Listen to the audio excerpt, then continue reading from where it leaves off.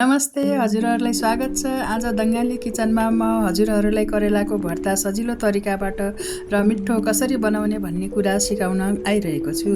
हस् त अब सुरु गरौँ है त। सबैभन्दा पहिला करेलालाई सफा पानीले धुनुपर्छ।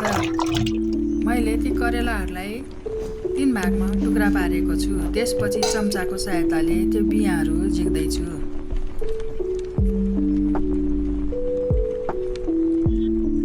झिकिसकेको त्यो बिया र करेलालाई कुकरमा 1 सिटी लाउँदैछु।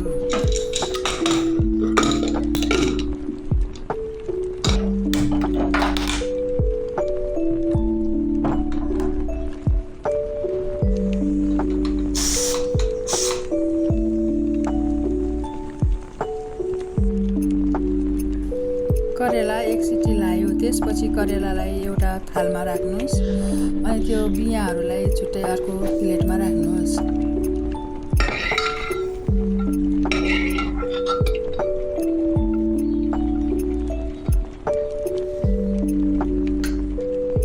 यो करेलाको बिया, खुर्सानी, लसुन, अदुवालाई मैले पिसेर त्यहाँ रेडी पारेर राखेको छु। त्यसमा बेसार पनि राख्नुपर्छ अनि जिराको पाउडर पनि राख्नुपर्छ। जिरा धनियाँको पाउडर राखेर सान्नुपर्छ।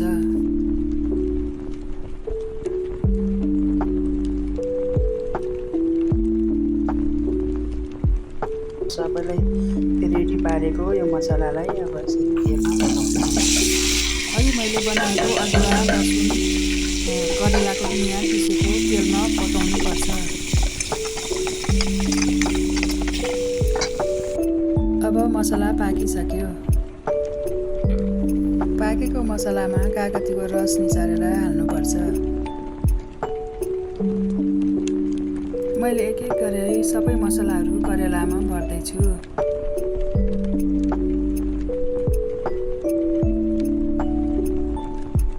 अब कराईमा तेल तताउने।